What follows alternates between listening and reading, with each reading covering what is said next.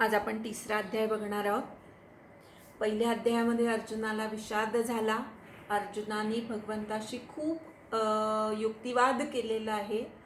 युद्ध का करायचं नाही याबद्दल भगवंतानी पूर्ण अध्यायभर अर्जुनाचं म्हणणं फक्त ऐकून घेतलेलं आहे. पूर्ण अध्यायामध्ये भगवंताचं एकच वाक्य आहे की एतान समवेतान कुरून पश्य.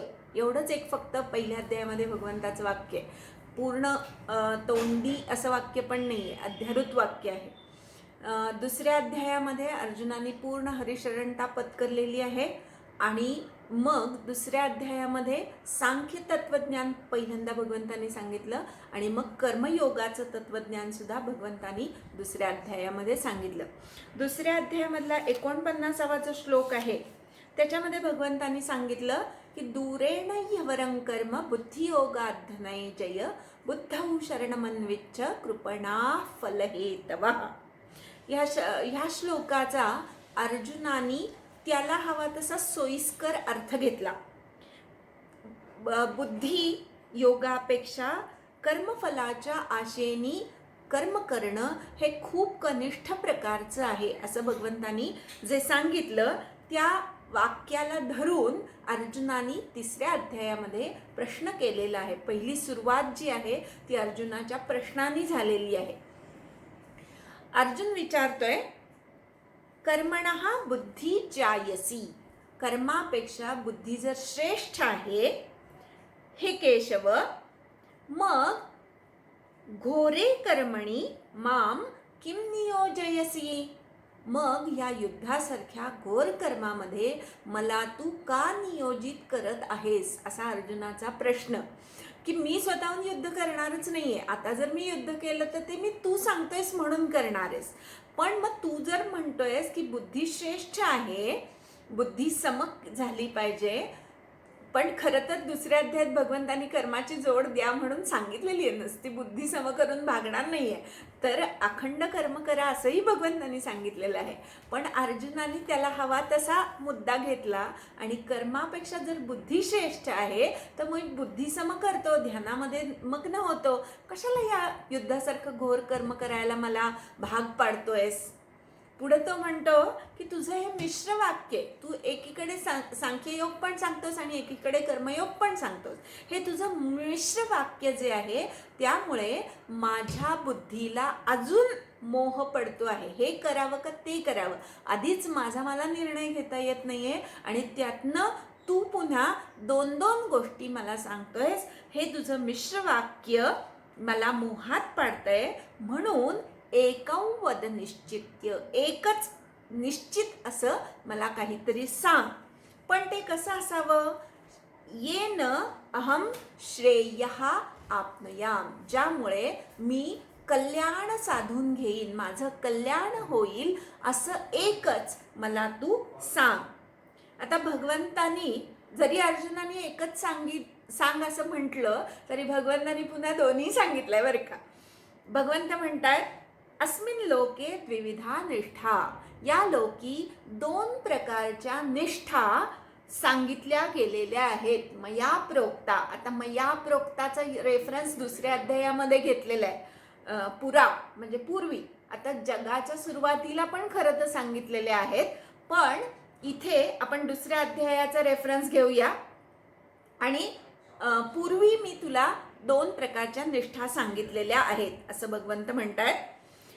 ज्ञानयोगेन सांख्याना, सांख्यांची ज्ञाननिष्ठा आणि कर्मयोग्यांची कर्मनिष्ठा, अशा दोन निष्ठा मी पूर्वी सांगितलेल्या आहेत. आता निष्ठा या शब्दाचा अर्थ जीवनशैली. ज्या जीवनशैलीमुळे तुम्ही भगवत प्राप्ती करून घेता अशा जीवनशैलीला निष्ठा असं म्हणतात. एक जीवनशैली आहे की ज्ञानयोगाचं आचरण करायचं, संन्यास घ्यायचा आणि ज्ञानयोगामध्ये स्थिर होऊन भगवत प्राप्ती करून घ्यायची. दुसरी जी निष्ठा आहे ती गृहस्थाश्रमाची, कर्मयोगाची निष्ठा आहे. गृहस्थाश्रमामध्ये पडायचं.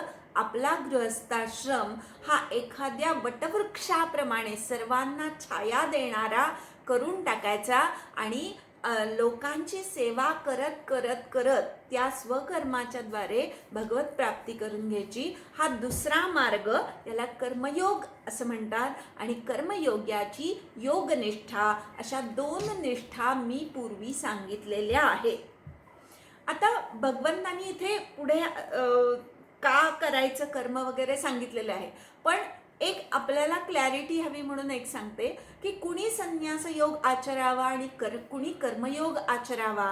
तर जो पूर्ण विरागी आहे, रामदास स्वामींसारखं 8व्या वर्षी ज्याला जगाची चिंता लागलेली आहे, अशा व्यक्तींनी संन्यास योग आचरावा. पण तुमच्या आमच्यासारखे जे काही ना काहीतरी इच्छा धरून आहेत, अजून आपली संसारातली इच्छा पूर्ण नाहीशी झालेली नाही, अशा आपल्यासारख्या लोकांनी कर्मयोग आचरावा. कारण आपली कर्म करण्याची जी हौस आहे, खरंच हौसच असते आपल्याला, आणि अशी हौस तुम्ही निष्काम कर्म केल्याने पूर्ण होते. कर्म करता करता तुम्ही आपोआप अनासक्त होता आणि मग वृत्ती वैराग्यामध्ये आपोआप स्थिर होते. मग त्याच्यासाठी मुद्दाम संन्यास घ्यायची आवश्यकता नाही. तुम्ही तुमच्याच घरामध्ये एखाद्या विरागी संन्यासासारखं राहू शकता.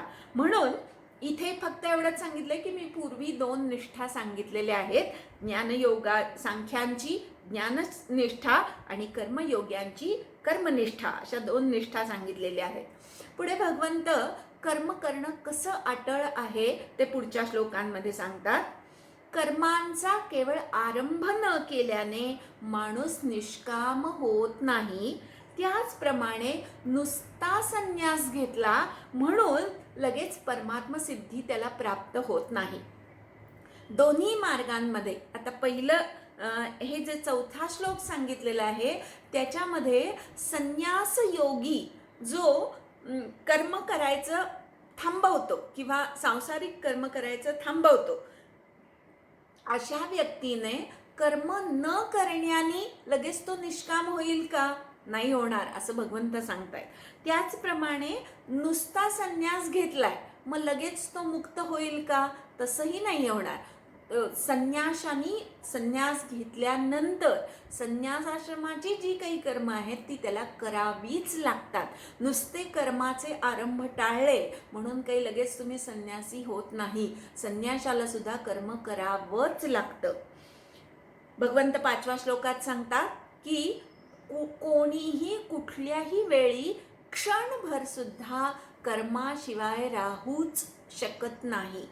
बाह्य कर्म तुम्ही एक वेळ थांबवाल, चालणं, बोलणं, ऐकणं, खाणं, पिणं ही बाह्य कर्म आहेत, ती एक वेळ तुम्ही थांबवाल.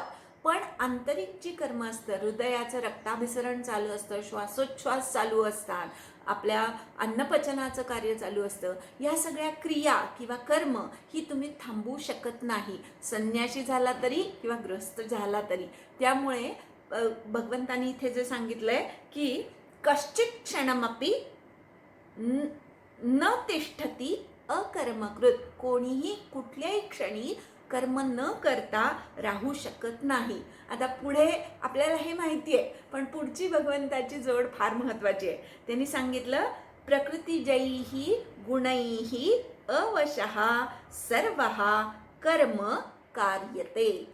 प्रकृतीच्या 3 गुणांमुळे सर्व प्रकारे कर्म केलं जातं, करून घेतलं जातं. अवश, तुम्हाला हवं असो नसो, एकदा का भूक लागली की उठून खाण्याचं कर्म आपोआप होतं. तुम्हाला फारसा काही डोकं चालवावं लागत नाही.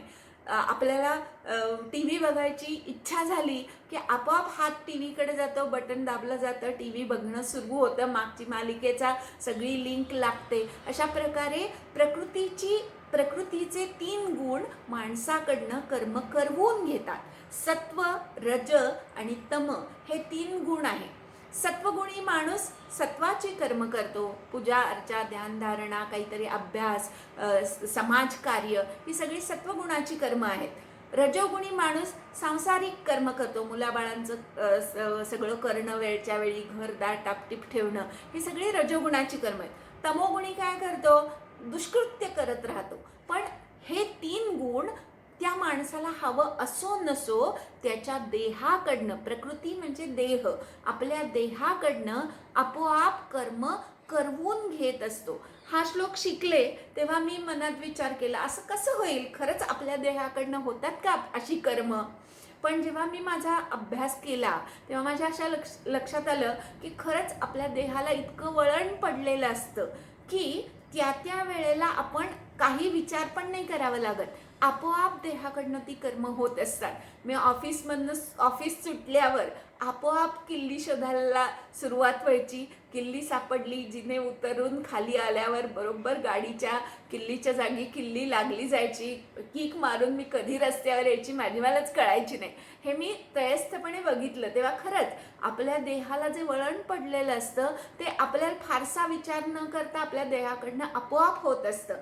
अवश्य कर्म होत असतात प्रकृतीच्या 3 गुणांनी. आता मिथ्याचारी किंवा दांभिक कुणाला म्हणावं आणि विशेष किंवा जो श्रेष्ठ माणूस आहे ते कुणाला म्हणावं ते 6 आणि 7व्या श्लोकात सांगितलेले आहे. कर्म इंद्रियांना जो संयमित करतो आणि मनाने मात्र इंद्रियांच्या अर्थाचं स्मरण करतो. इंद्रियांचा अर्थ पंचज्ञानेंद्रिय आणि पंचकर्मेंद्रिय, त्यांचे अर्थ शब्दरूप रसगंध हे ज्ञानेंद्रियांचे अर्थ म्हणजे विषय आहेत आणि हात पाय जीभ आणि मलमूत्र विसर्जनाची द्वारं ही जी कर्मेंद्रिय आहेत त्यांचं ते कर्म करणं हे त्यांचे विषय आहेत. आता कधी कधी असं होतं की आपण खायचं नाही असं ठरवतो, उपास करायचं ठरवतो, पण ज्या दिवशी उपास असतो त्या दिवशी नेमकी आवडत्या पदार्थाची आठवण जास्त होते आणि असं करणं हा मिथ्याचार आहे असं गीता सांगते. उपास जर झेपत नसेल तर खरंच करू नका, झेपत असेल तर जरूर करा, आपलंच आपण परीक्षण करायचं, पण बाह्य नुसतं इंद्रियांना आवरायचं असं करायचं नाही. मनाने सुद्धा त्याची गोडी गेली पाहिजे. आपण दुसऱ्या अध्यायात बघितलंय, परमदृष्ट्वा निवर्तते, परमात्म्याचं दर्शन झालं की विषयांमधली गोडी नष्ट होते किंवा निवर्तते, पलीकडे जाते. मिथ्याचार कशाला म्हणायचं ते सांगितलं.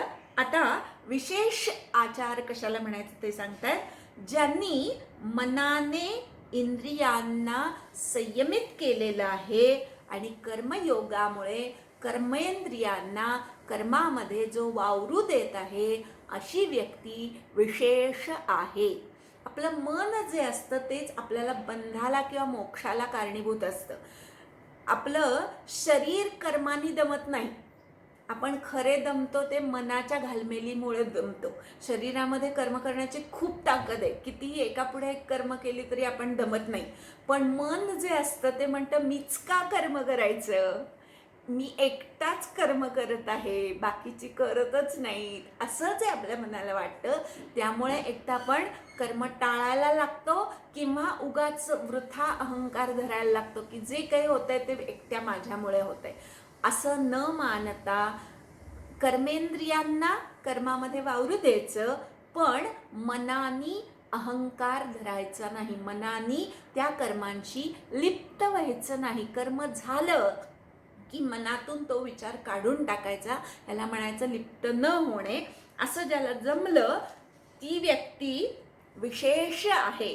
आपण बरेच वेळा असं बघतो की एखादी व्यक्ती जेव्हा रिटायर्ड होते तेव्हा ती घरामध्ये आज मी ऑफिसमध्ये हे करत असतो ते करत असतो, म्हणजे जे आपल्या हातातनं सुटलंय त्याचाच विचार माणूस जास्त करतो. हे मनानी आसक्त होणं आहे, याला मिथ्याचार म्हणायचं. पण रिटायरमेंट झाल्यानंतर पुढे काय करायचं हे आधीच योजून ठेवायचं आणि मग ऑफिसची आठवण सुद्धा काढायची नाही. हे ज्याला जमलं तो विशेष आहे असं गीता सांगते. आता पुढे भगवंत सांगतात की तू कर्म तर करायचंय, कर्माशिवाय आपण क्षणभर सुद्धा राहू शकत नाही हे आपल्याला कळलं, मग कुठलं कर्म कर तर नियतं कुरु कर्मत्वम, तू तुझं नियत कर्म कर. आपण सखोल अर्थ बघितला 5-5 श्लोकाचा, तेव्हा सांगितलं की नियत कर्माचे अनेक प्रकार आहेत. नित्य, नैमित्तिक आणि निषिद्ध. नित्य म्हणजे रोज करायची कर्म, नैमित्तिक म्हणजे निमित्ताने करायची कर्म, की संक्रांत आहे त्या निमित्ताने आपण हळदी कुंकू करतो, हे निमित्ताने करायचं कर्म आहे. आणि निश्चिद्ध म्हणजे जी कर्म करू नयेत असं शास्त्रांनी सांगितलेलं आहे किंवा विज्ञानाने वैद्यकशास्त्र इत्यादी शास्त्रांनी जे कर्म करू नये असं सांगितलेलं आहे त्याला निषिद्ध कर्म म्हणतात. दुसरं कृत, कारित आणि अनुमोदित. कृत म्हणजे स्वतः केलेलं कर्म, कारित म्हणजे दुसऱ्याकडनं करवून घेतलेलं कर्म आणि अनुमोदित म्हणजे दुसऱ्यांनी केलेल्या कर्माला आपण अनुमोदन दिलं. हो, तू करतोयस ते बरोबर आहे हां, असं आपलं अनुमोदन असतं. अशी अजून 3 प्रकारची कर्म आहेत. आणि पुढे अजून 3 प्रकारची कर्म आहेत. एक शारीरिक कर्म, शरीराने प्रत्यक्ष केलं जाणारं कर्म, मनाने केलं जाणारं कर्म, मानसिक कर्म. मनाने आपण संकल्प विकल्प करत असतो, हे करायचं हे करायचं नाही, ह्याला संकल्प विकल्प म्हणतात. आणि संकल्प विकल्प हे मनाचं कार्य आहे. आणि अजून एक प्रकारचं कर्म असतं वाचिक कर्म. वाणीने करायचं कर्म, ग्रंथ वाचन, बोलणे ही सगळी वाचिक कर्म आहेत. अशा प्रकारे शारीरिक, मानसिक आणि वाचिक अशी 3 कर्म सांगितली. अजून 3 प्रकारची कर्म आहेत. कर्म, विकर्म आणि अकर्म. अजून 3 प्रकारची कर्म आहे. कर्माचा सिद्धांत हिराबाई ठक्कर यांचं हे पुस्तक आहे, ते तुम्ही जरूर वाचा. त्याच्यामध्ये कर्म, विकर्म, अकर्म याबद्दल खूप सखोल माहिती दिलेली. आम्ही संथावर्गामध्ये खरं त्या कर्माच्या सिद्धांतावर खूप मोठी चर्चा करतो, संपूर्ण काही भाग देऊन. पण आता आपल्याला ऑनलाईन घ्यायचं असल्यामुळे ते काही झालं नाही आहे. पण ते पुस्तक जर मिळालं तर तुम्ही जरूर वाचा. त्याच्यामध्ये कर्माचं किती अवश्य आणि काय काय प्रकार आहेत, कसं घडत असतं सगळं, हे हिराबाईंनी खूप छान विशद करून सांगितलेलं आहे. आता कर्म म्हणजे जे जे करतो ते, जन्मापासून मृत्यूपर्यंत जे जे करतो ते सगळं कर्म. अकर्म म्हणजे जे केलं नाही ते, त्यालाही अकर्म म्हणायचं. आणि जे करून सुद्धा न केल्यासारखं वाटतं किंवा कुठलाही बंध लागत नाही त्यालाही अकर्म म्हणायचं. जेव्हा तुम्ही निरहंकार होऊन कर्म करता आणि समाजासाठी कर्म करता, त्याच्यातनं कुठलीही फलाची अपेक्षा नसते, तेव्हा ते अकर्म म्हणजे करत असून सुद्धा त्याचे बंध मोक्ष तुम्हाला लागत नाही, म्हणून ते अकर्म होतं. आणि विकर्म, विकर्म या शब्दाचे सुद्धा 2 अर्थ आहेत. विकर्म म्हणजे विशेषत्वाने केलेलं कर्म आणि दुसरा अर्थ आहे जे आधीच्या ह्याच्यात आपण निषिद्ध कर्म सांगितलं त्यालाही विकर्म म्हणतात. जे करू नये असं कर्म त्यालाही विकर्म म्हणतात आणि विशेषत्वाने केलेलं कर्म त्यालाही विकर्म म्हणतात. आता करू नये असं कर्म बघितलं आपण, चोरी करू नये, खोटं बोलू नये, दुसऱ्याला त्रास देऊ नये, ही सगळी विकर्म आहेत. आता दुसरा अर्थ विशेषत्वाने केलेलं कर्म, की तुम्ही जे कर्म करता त्याचा परिणाम खूप काळपर्यंत समाजावर, घरावर राहतो, त्याला विशेषत्वाने केलेलं कर्म म्हणायचं. ज्ञानेश्वर महाराजांनी जी ज्ञानेश्वरी सांगून ठेवली ती इतकी सुंदर सांगून ठेवली की ते आत्ता इथे देहानी नसताना सुद्धा आपल्याला ती मार्गदर्शन करू शकते. हे ज्ञानेश्वर महाराजांचं विशेषत्वाने केलेलं कर्म होतं. अशा कर्माला सुद्धा विकर्म असा शब्द आहे. अशा प्रकारे अजून 3 वर्णाश्रम धर्मानुसार जे जे ज्यावेळी कर्म आहे ते सुद्धा नियत कर्म असतं. बालवयामध्ये अभ्यास करणं हे नियत कर्म आहे. तरुण वयामध्ये गृहस्थाश्रम चालवणं हे नियत कर्म आहे. 50 ते 60 ह्या संधी काळामध्ये आपण जे काडी करून संसार जमवलेला असतो तो पुढच्या पिढीच्या हाती सुपूर्द करणे, चांगल्या प्रकारे सुपूर्द करणे आणि 60 नंतर आपल्याच घरामध्ये संन्याशाप्रमाणे राहणं अशी आश्रम धर्मानुसार सुद्धा नियतकर्म आहेत. आपण कुठल्या वयात आहोत ते ओळखा. आणि अजून सुद्धा नियतकर्म आपत्काली करायची कर्म वेगळी असतात आणि सामान्य वेळेला करायची कर्म अजून वेगळी असतात. युद्धकाळी हे सगळे नियम लागत नाहीत. युद्धकाळची परिस्थिती वेगळी असते, तेव्हा सगळ्या गोष्टी पाळता येतात असं नाही. पण जेव्हा शांतता असते, समाज पूर्णपणे सुसंघटित असतो, तेव्हा सगळे नियम पाळून सगळं आचरायचं असतं. आता पूर परिस्थिती असते तेव्हा नैमित्तिक कर्म करायची, त्या वेळेला अनुसरून जे काही कर्म असेल ते करायचं. अशा प्रकारे नियत कर्म आधी ओळखता आलं पाहिजे आणि नियत कर्म तू कर एवढा एकच शब्द इथे भगवंतानी सांगितलाय. पण नियत कर्म जाणण्यासाठी खूप अभ्यास करायला पाहिजे. त्या वेळेला आपलं नियत कर्म काय आहे हे ओळखून कर्म केलं पाहिजे. भगवंत सांगतात, कर्म न करण्यापेक्षा ही अकर्मणः कर्म ज्यायः. कर्म न करण्यापेक्षा कर्म करणं हे जास्त श्रेष्ठ आहे. तुम्हाला कळो न कळो आपल्याला लोक सांगणारी भरपूर असतात, त्याप्रमाणे कर्म करत राहायचं हे श्रेष्ठ आहे. जर तू कर्म केलं नाहीस तर तुझी शरीर यात्रा सुद्धा प्रसिद्धीला पावणार नाही. प्रसिद्ध होणार नाही म्हणजे सिद्ध होणार नाही. जर खाण्याचं कर्म केलं नाही तर शरीराची वाढ होणार नाही आणि शरीर हळूहळू क्षीण होऊन नष्ट होऊन जाईल. म्हणून जर तू कर्म केलं नाहीस तर तुझी शरीर यात्रा सुद्धा चालणार नाही असं भगवंत सांगतात. कर्म काय करायचं हे तर कळलं आपल्याला. आता पुढे सांगतायत की यज्ञार्थ कर्म केली पाहिजेत प्रत्येकाने. जर तुम्ही यज्ञार्थ कर्म करत नसाल तर ती कर्म तुम्हाला बंधनात घालतात. यज्ञार्थ करायची कर्म सुद्धा परमात्म्या प्रीत्यर्थ करावी, म्हणजे सगळे संग नष्ट होतील, मुक्त संग होशील तू. आणि समाचर यज्ञ म्हणून करायची कर्म सुद्धा अतिशय चांगल्या प्रकारे कौशल्याने केली पाहिजे. समाचार उत्तम केली पाहिजे. अर्जुनाला जेव्हा गीता सांगितली तेव्हा यज्ञ व्यवस्था तेव्हा खूप पुढे होती, किंवा तिथे पूर्वी खूप यज्ञ केले जायचे. त्यामुळे यज्ञ हल्लीच्या काळी आपण श्रौत स्मार्त यज्ञ फारसे करत नाही, पण त्या काळी यज्ञांना फार महत्त्व होतं. अर्जुनाने सुद्धा राजसूय यज्ञामध्ये भरपूर धन वगैरे मिळवून आणलेलं होतं. यज्ञ भाग जो आहे, यज्ञ कर्म जी आहेत तेव्हा त्या काळी खूप महत्त्वाची होती. पण पुढे भक्ती मार्गाचा उदय झाला आणि मग यज्ञाचं कर्मकांड हळूहळू मागे पडलं. भगवंत इथे सांगतात, यज्ञार्थ कर्म जी केली जातात त्याशिवाय जी कर्म कराल ती तुम्हाला बंधनामध्ये घालतात. यज्ञार्थ केलेली कर्म सुद्धा परमात्म्या प्रीत्यर्थ कर, म्हणजे तू संगापासून मुक्त होशील. आता संग म्हणजे काय, तर संग म्हणजे कर्म केल्यानंतर आपल्यामध्ये जो अहंकार वर येतो त्याला संग असं म्हणतात. आणि संग दोन प्रकारचे असतात. एक संग असतो पॉझिटिव्ह की मी केलं, आणि दुसरा संघ असतो मला करायला मिळालं नाही.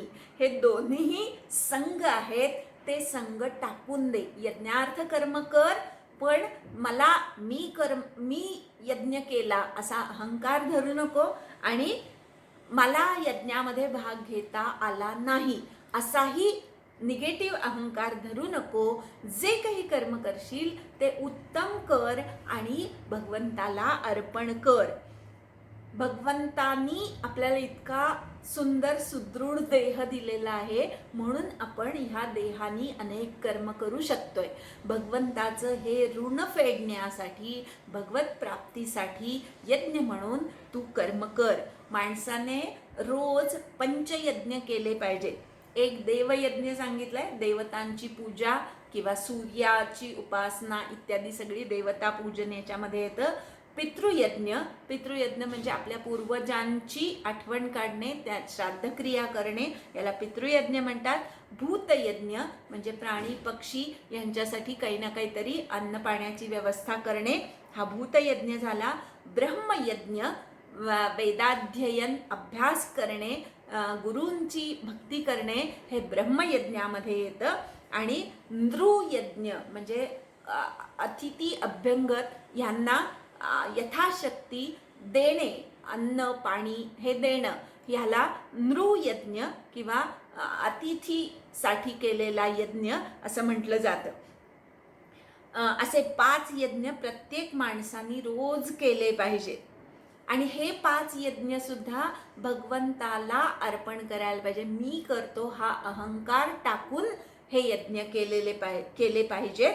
म्हणजे मग असे यज्ञ तुम्हाला मुक्त करणारे ठरतात, परब्रह्मापर्यंत घेऊन जाणारे ठरतात. आता इथून पुढे यज्ञाची परंपरा ब्रह्मदेवापासून कशी निर्माण झाली हे 10 ते 14 या 10 ते 16 या श्लोकांमध्ये भगवंतांनी सगळं विशद करून सांगितलेलं आहे. यज्ञासह प्रजा निर्माण करून पूर्वी ब्रह्मदेव त्या प्रजेला असं म्हणाला की हा यज्ञ तुमचं भलं करणारा होवो, हा यज्ञ तुम्हाला कामधेनूप्रमाणे होवो. आता यज्ञासह प्रजा निर्माण केली आहे बरं का ब्रह्मदेवाने. आता हे यज्ञ ब्रह्मदेवाने कुठे निर्माण केले? तर सृष्टीमध्ये अनेक यज्ञ चालू असतात. सूर्य जो आहे तो स्वतःच्या उष्णतेचा यज्ञ करत असतो. यज्ञ करणे म्हणजे त्याग करणे. आपल्याकडे आपल्या मालकीची, आपल्याला उपयोगी असलेली वस्तू दुसऱ्याचं भलं व्हावं म्हणून देणे याला यज्ञ म्हणतात. दुसऱ्याचं भलं व्हावं म्हणून पेक्षाही कृतज्ञतापूर्वक आपण आधीच घेतलेलं आहे त्याची परतफेड म्हणून देणे याला यज्ञ म्हणतात. सूर्य जो आहे तो स्वतःच्या तेजाचा यज्ञ करत असतो. समुद्र जो आहे तो पाण्याचा यज्ञ करत असतो. वायू जो आहे तो आपल्यातली शीतलता देत असतो. पाणी जे आहे ते स्वतःमधलं ओलेपण देत असतं. अग्नी जो आहे तो स्वतःतलं तेज देत असतो. असे अनेक यज्ञ सृष्टीमध्ये चालू असतात. हे यज्ञ ब्रह्मदेवानी निर्माण केले आणि यज्ञासह प्रजा निर्माण करून त्या प्रजेला ब्रह्मदेव असं म्हणाला की ह्या यज्ञाने तुम्ही तुमची उन्नती करून घ्या. हा यज्ञ तुम्हाला कामधेनूप्रमाणे होवो. आता ह्या यज्ञाच्या द्वारे तुम्ही देवतांना प्रसन्न करून घ्या. आता देव म्हणजे कोण? आपल्याला म्हणजे अगदी सोपी आणि साधी व्याख्या मी लक्षात ठेवली आहे, ती मी तुमच्यापर्यंत आणते. इथे जे काही मी बोलते ते माझं नाही आहे बरं का. मी माझ्या गुरूंकडनं ग्रहण केलेलं आहे आणि तेच मी पुढे नेते आहे. थोडंफार पुस्तकांमधनं वाचून वगैरे त्याच्यात भर घातली आहे, पण हे जे विचार आहेत ते माझे नाही आहेत. कित्येक वेळा मला सुद्धा त्याची आठवण करून ते आचरावे लागतात. देव ह्या शब्दाची व्याख्या अशी आहे, जो देतो तो देव. आईनी जन्म दिला म्हणून आई आपल्यासाठी देव. शाळेनी विद्या दिली म्हणून शाळा ही आपल्यासाठी देव. देशाने आपल्याला संरक्षण दिलं, सुव्यवस्था दिली म्हणून देश आपल्यासाठी देव. असं जो जो कुणी आपल्याला काही ना काहीतरी देतो तो आपल्यासाठी देव. कित्येक जण नास्तिक असतील. गीतेचं वैशिष्ट्य असं आहे की नास्तिकाला सुद्धा गीता आचरता येते. देव म्हणजे फक्त 33 प्रकारच्या देवता असंच नाही बरं का. आपण म्हणतो 33 कोटी, पण कोटी ह्या शब्दाचा अर्थ 33 प्रकारच्या. तो उच्च कोटीचा संत आहे असं म्हणतो की नाही आपण. तिथे उच्च कोटी म्हणजे काय? तर खूप महान संत आहे असा अर्थ. तसा 33 कोटी म्हणजे 33 प्रकारचे मुख्य देव आहेत. आणि ते देव का झाले? तर ते काही ना काहीतरी देतात सृष्टीला म्हणून ते देव. आता ह्या यज्ञाच्या द्वारे तुम्ही देवतांना प्रसन्न करून घ्या आणि प्रसन्न झालेल्या देवता तुम्हाला इष्टभोग देतील. इष्टभोग हा महत्त्वाचा शब्द आहे बरं का, की देवतांकडे सुद्धा काय मागावं हे कळलं पाहिजे. दुसऱ्याचं वाईट व्हावं असं जर देवतांकडे मागितलं तर ते तुमचं म्हणणं पूर्ण होईलच असं नाही. तुम्ही स्वतःच्या भल्यासाठी देवाकडे मागितलं तर ते पूर्ण होतं. आता देवतांनी दिलेले भोग, यज्ञाने प्रसन्न झालेल्या देवतांनी दिलेले भोग जो स्वतः पुरता भोगतो त्याला चोर स्तेन एव सहा असं गीतेने म्हटलेलं आहे. आता देवतांनी दिलेले भोग देवतांना कसे काय अर्पण करायचे? उदाहरण आपण परवा बघितलेलं आहे की जमीन आहे, जमिनीशी आपण श्रमाचा यज्ञ केला शेतकऱ्यांनी. धान्य पेरलं, त्याच्यातनं 1 पोतं धान्य पेरलं होतं, त्यातनं 25-30 पोती धान्य झालं. आता हे जे धान्य मिळालं, भूमी ह्या देवतेनी तुम्हाला भरभरून धान्य दिलेलं आहे. आता हे धान्य सगळंच्या सगळं संपून टाकणं ही चोरी झाली. पण 1 पोतं धान्य पुढच्या वर्षी पेरायला सांभाळून ठेवणं आणि मग उरलेलं धान्य आपण उपभोगणं किंवा संपवणं हे योग्य आहे. पण जो असं न करता पुढच्या पेरणीला धान्य न ठेवता सगळंच हवरटपणाने संपून टाकतो, त्याला गीतेने चोर असं म्हटलेलं आहे. आता इथे काय यज्ञ केला, तर 1 पोतं धान्य पुढच्या वर्षीच्या यज्ञासाठी शेतकऱ्यांनी आधीच बाजूला काढून ठेवलं. हा यज्ञ केल्यानंतर उरलेलं जे धान्य ते अवशिष्ट आणि हे असं अवशिष्ट हे जणू काही अमृत असतं आणि ह्या अमृताचा जे कोणी उपभोग घेतात ते सर्व किल्बिषांपासून म्हणजे सर्व दोषांपासून मुक्त केले जातात. त्यांना कुठलेही दोष लागत नाहीत. पण जे असं अर्पण न करता केवळ भोगवादी वृत्तीने भोगतात ते मात्र पापाचा उपभोग घेतात. आता भोगवादी वृत्तीने भोगणे म्हणजे दुसऱ्याचा विचार न करता केवळ मला एकट्याला पाहिजे असा विचार करणे ही भोगवादी वृत्ती झाली आणि अशी वृत्ती ही तुम्हाला बंधनात घालणारी आहे. त्याला पाप म्हटलेलं आहे बरं का इथे. पापी आयुष्याचा भोग घेतात, जे आत्मकारणात पचंती, जे स्वतःपुरतं शिजवतात असे लोक पापी आयुष्याचा उपभोग घेतात. पुढे जीव कसे निर्माण होतात आणि जीवानी परब्रह्मापर्यंत कसं जायचं आहे यज्ञाच्या द्वारा ते भगवंत समजून सांगतायत.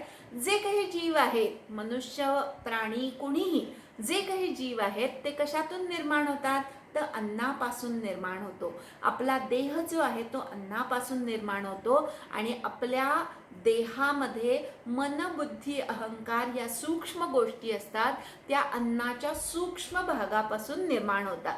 म्हणजे आपला जन्म होतो तो अन्नातून होतो. अन्न कुठून निर्माण होतं, तर पर्जन्यातून अन्न निर्माण होतं. अन्न ह्या शब्दाचा अर्थ वनस्पती असा आहे. वनस्पती खाऊन देह निर्माण होतात. वनस्पती पर्जन्यातून निर्माण होतात. पर्जन्य कुठून निर्माण होतो, तर यज्ञातून निर्माण होतो. सूर्य स्वतःच्या शक्तीचा यज्ञ करतो आणि ऊर्जेचा यज्ञ करतो आणि समुद्र स्वतःच्या पाण्याचा यज्ञ करतो. ह्या दोघांच्या यज्ञातून पर्जन्य निर्माण होतो. वायू जो आहे तो स्वतःची शीतलता त्या वाफेला देतो आणि त्यातून पर्जन्य पडतो किंवा पर्जन्य निर्माण होतो. यज्ञात भवती पर्जन्यः. आणि यज्ञ कुठे आहे किंवा यज्ञ कुठून निर्माण झाला आहे, तर कर्मसमुद्भवः. कर्मातून यज्ञ निर्माण झालेले आहेत. पंचमहाभूत आपापली कर्म करतायत म्हणून हे सगळी सृष्टीची व्यवस्था उत्तम चालू आहे. हे यज्ञ सगळ्या सृष्टीला उत्तम प्रकारे चालवत आहेत. आता सृष्टीतल्या या पंचमहाभूतांना आणि मनुष्याला सुद्धा काय कर्म करायचं हे कुणी सांगितलं, तर परब्रह्मानी सांगितलं, परमेश्वराने सांगितलं, वेदांमधनं सांगितलं. कर्म कुठून निघाला, तर ब्रह्मोद्भवम. आणि ब्रह्म अक्षर समुद्भवम. परब्रह्म जे आहे ते अक्षर आहे, कधीही नष्ट न होणार आहे. त्या नष्ट न होणाऱ्या अक्षर ब्रह्मापासनं वेद निर्माण झाले. वेदांनी मनुष्यांना काय काय कर्म करायचं हे सांगून ठेवलं. त्याच प्रमाणे त्या परब्रह्मानी पंचमहाभूतांना सुद्धा त्यांची त्यांची कर्म वाटून दिली. हे सगळ्यांच्या स्वतःच्या कर्मातून यज्ञ घडतात. यज्ञातून पर्जन्य निर्माण होतो, पर्जन्यातून अन्न निर्माण होतं, अन्नातून देह निर्माण होतो आणि निर्माण झालेल्या देहांनी पुन्हा यज्ञ करायचे. कारण यज्ञामध्ये ते परब्रह्म चांगल्या प्रकारे प्रतिष्ठित असतं. जेव्हा तुम्ही तुमच्या देहानी यज्ञ करता तेव्हा तुम्ही भगवंताशी हळूहळू त्या यज्ञाच्या द्वारे एकरूप होऊन जाता.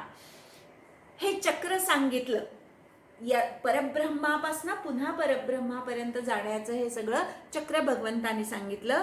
हे चक्र जे अनुसरत नाही असे लोक अघ आयु, अघ म्हणजे पापी आयुष्याचा उपभोग घेतात. इंद्रियांच्या आरामामध्ये रमलेले हे लोक पापी आयुष्य जगत असतात. मोघ म्हणजे व्यर्थ, त्यांचं आयुष्य सगळं व्यर्थ जातं. तुम्ही जन्माला आलात तेव्हा तुम्ही काय केलं होतं ज्यामुळे तुम्हाला हा देह निर्माण झाला, मिळाला? काहीच केलेलं नव्हतं. हा जो देह, इतका सुदृढ देह आपल्याला मिळालेला आहे, ती भगवंताची कृपा आहे. तुम्ही ज्या घरी जन्माला आलात तेव्हा तुम्ही बाल होतात, तुम्हाला साधं काय खावं प्यावं हेही कळत नव्हतं. तेव्हा तुमच्या आईवडिलांनी, घरातल्या सगळ्या कुटुंबानी तुमची पूर्णपणे काळजी घेतलेली आहे. त्यानंतर मोठे झालात, समाजात वावरायला लागलात, समाजाने तुमची काळजी घेतली. या सगळ्यांचं आपल्यावर ऋण आहे आणि त्या ऋणातून मुक्त होण्याचा प्रयत्न करणे याला यज्ञ म्हणायचं. जे कोणी असा यज्ञ करत नाहीत, इंद्रियांच्या आरामामध्ये रमतात, असे लोक व्यर्थ आयुष्य जगत असतात. ज्ञानेश्वरांनी म्हटलंय की शेळीच्या गळ्याला जसं स्तन असतं की ज्याचा उपयोग नाही, म्हणायला फक्त स्तन पण त्याचा उपयोग काही नाही, तसं ह्या लोकांचं आयुष्य व्यर्थ असतं. किंवा मृगजळ, म्हणायला जळ पण त्याचा काहीच उपयोग नाही. त्याप्रमाणे म्हणायलाही माणसं असतात पण ते व्यर्थ आयुष्य जगत असतात. आता कोण श्रेष्ठ व्यक्ती ते पुढच्या श्लोकामध्ये सांगितलं. जो आत्मरत आहे, आत्मतृप्त आहे आणि आत्म्यामध्ये संतुष्ट आहे, अशा योग्याला कोणत्याही प्रकारचं कार्य उरत नाही. अमुक एक केलंच पाहिजे, याला कार्य म्हणतात. जो स्वतःमध्ये रममाण आहे, स्वतःमध्येच तृप्त आहे आणि स्वतःमध्ये संतुष्ट आहे, अशा व्यक्तीला अमुक एक कार्य केलं पाहिजे असं काही उरत नाही. तुम्ही जेव्हा असे व्हाल तेव्हा तुम्ही कर्म नाही केलं तरी चालेल, पण तोपर्यंत मात्र तुम्ही कर्म केलंच पाहिजे. आपण सगळ्यांनी कर्म केलंच पाहिजे, कारण आपल्याला काही ना काहीतरी इच्छा आहे, आपल्याला रमण्यासाठी काहीतरी हवं असतं. अगदी आपण आता सात्विक आहोत तर आपल्याला पिक्चर वगैरे बघावं असं नाही वाटणार, पण गीतेचा वर्ग तरी हवा असतो. म्हणजे सात्विक तरी गोष्ट आपल्याला रमण्यासाठी हवी असते. आपण पूर्ण अजून आत्मतृप्त, आत्मरत झालेलो नाही आहोत. नंतर तृप्तीसाठी आपल्याला भोजन लागतं, पाणी लागतं, अनेक गोष्टी लागतात तृप्त होण्यासाठी. नंतर संतुष्टीसाठी सुद्धा चांगली वस्त्र पाहिजेत, चांगल्या गाद्या गिद्या पाहिजेत लोळायला. म्हणजे संतुष्ट राहण्यासाठी सुद्धा भौतिक गोष्टी आपल्याला जोपर्यंत हव्या आहेत तोपर्यंत कर्मापासून आपल्याला परावृत्त होता येणार नाही. अर्जुनाला सुद्धा हे का सांगितलं तर त्याला स्वर्गप्राप्ती हवी आहे आणि स्वर्गप्राप्ती ही सुद्धा एक प्रकारची इच्छा, आणि त्या इच्छेसाठी का होईना तुला कर्म केलंच पाहिजे. अशी वरती ज्या 17व्या श्लोकात जी आत्मतृप्त, आत्मसंतुष्ट आणि आत्मरत व्यक्ती सांगितलेली आहे, तिने काही केलं तरी त्याच्या मागे सुद्धा कुठला उद्देश नसतो, आणि त्या व्यक्तीने जर काही केलं नाही तर त्या न करण्यामध्ये सुद्धा कुठलाही त्याचा उद्देश नसतो. म्हणजे काहीतरी हवं किंवा नको ह्यासाठी तो करत किंवा नाही करायचं असं करत नाही. स्वतःच्या करण्यामध्येच नव्हे तर कुठल्याच जीवांपासनं त्याला काहीही मिळवायचं नसतं. आपण प्राण्यांकडनं सुद्धा आपल्याला काही ना काहीतरी मिळवायचं असतं. प्राण्यांकडनं काय मिळवायचं असतं? प्राण्यांकडनं आपल्याला प्रेम हवं असतं. जर तुम्ही कुत्रा पाळलात आणि तो तुम्हाला बघून शेपटी हलवली नाही तर तुम्हाला चालेल का? नाही चालणार. त्या प्राण्यांनी सुद्धा तुम्हाला, तुम्ही आल्यावर तुम्हाला नीट रिस्पेक्ट द्यायला पाहिजे अशी आपली अपेक्षा असते. पण जे आत्मरत, आत्मतृप्त संत आहेत त्यांचं मात्र अमुक एक करायचं किंवा नाही करायचं ह्यामागे कुठलाही उद्देश नसतो किंवा कुठलाही स्वार्थ नसतो. हा शब्द जास्त छान आहे, स्वार्थ नसतो. पुढे सांगतात भगवंत, म्हणून अनासक्तपणे कार्यं कर्म समाचर, तुझ्या पुढे आलेलं कर्म तू चांगल्या प्रकारे आचर. तू जेव्हा आत्मतृप्त आत्मरत होशील तेव्हा कर्म नाही केलंस तरी चालेल, पण तोपर्यंत तुझ्या समोर आलेलं युद्धाचं कर्म तू उत्तम प्रकारे आचरून दाखव.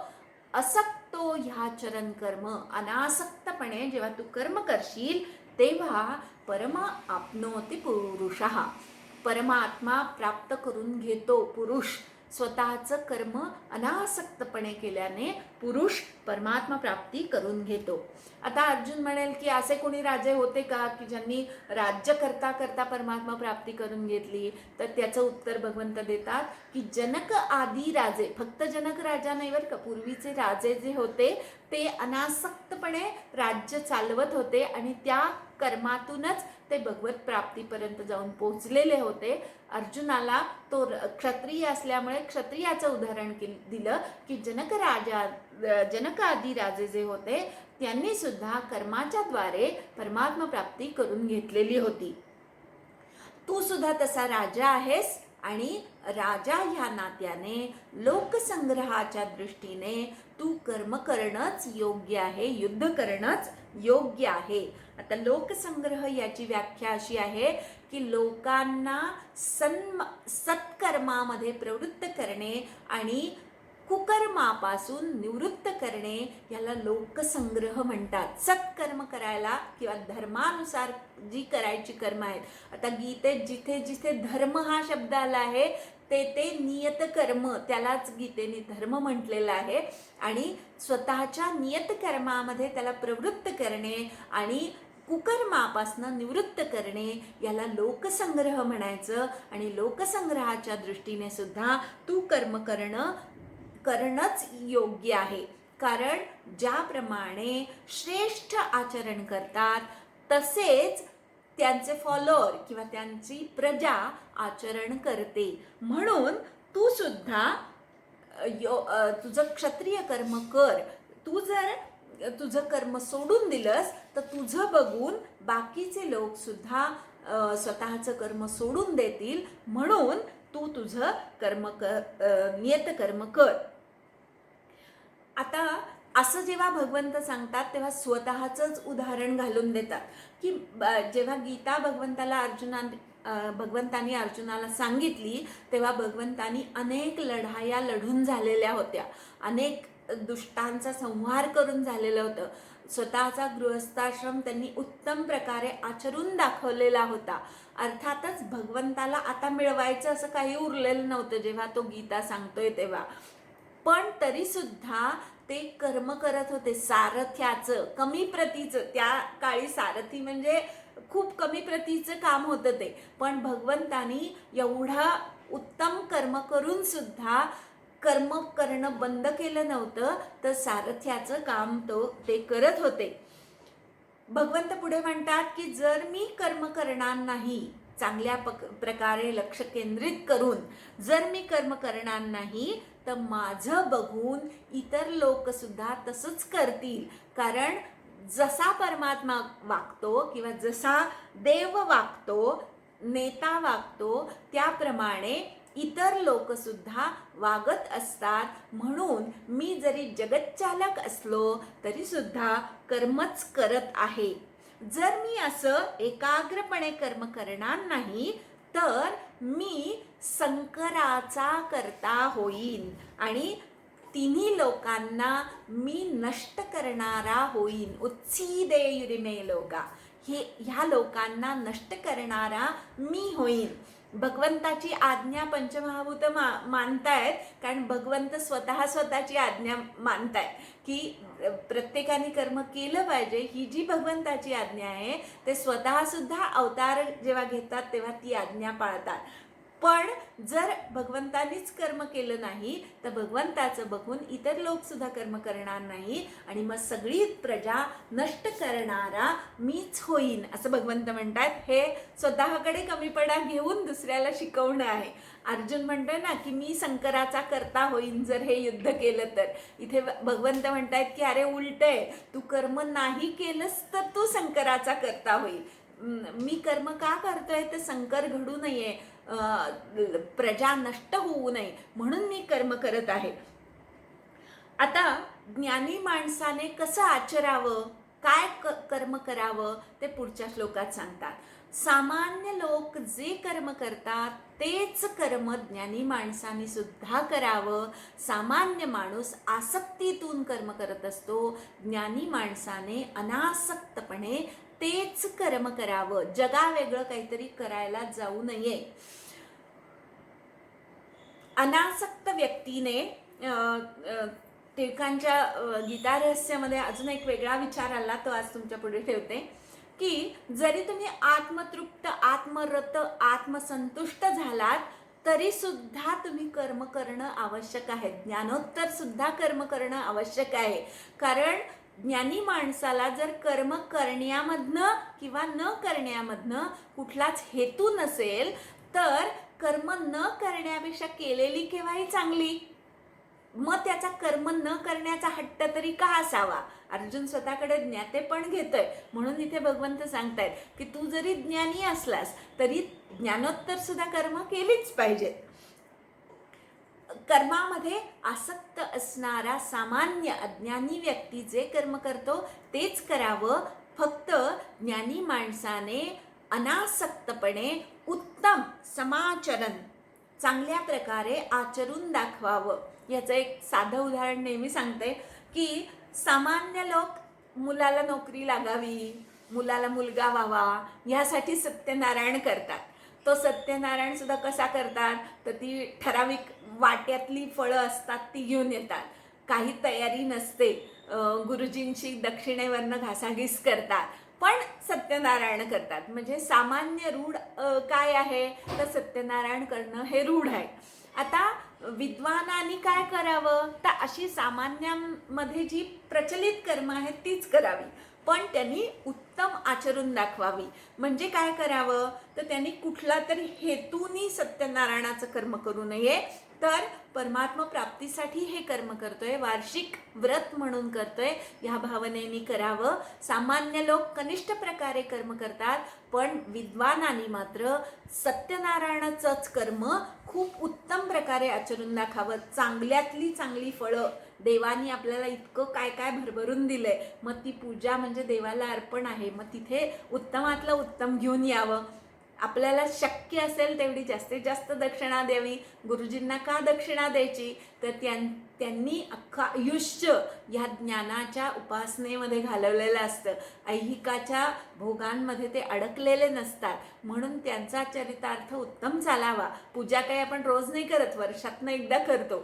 हा सगळा विचार मनात आणून व्यवस्थित त्यांना घासाघीस न करता, तुम्ही हॉटेलमध्ये गेलात तर तिथे करता का घासाघीस की 500 रुपये एवढी कशी डिशची किंमत 200 रुपयाला द्या अशी घासाघीस करता का. मग गुरुजींचीच का फक्त घासाघीस, तशी करू नये. तो संतुष्ट होईल समोरची व्यक्ती असं त्याला उत्तम द्यावं. सत्यनारायण असेल तर लवकर उठून आंघोळ करून घरातल्यांना सगळ्यांना उठवून सगळी तयारी उत्तम करून असा उत्तम तयारीने उत्तम प्रकारे कर्म आचरून दाखवावं. विद्वानाने वेगळं काही करायला जाऊ नये. सामान्यांच्या बुद्धीचा भेद ज्ञानी माणसाने करू नये. उलट काय करावं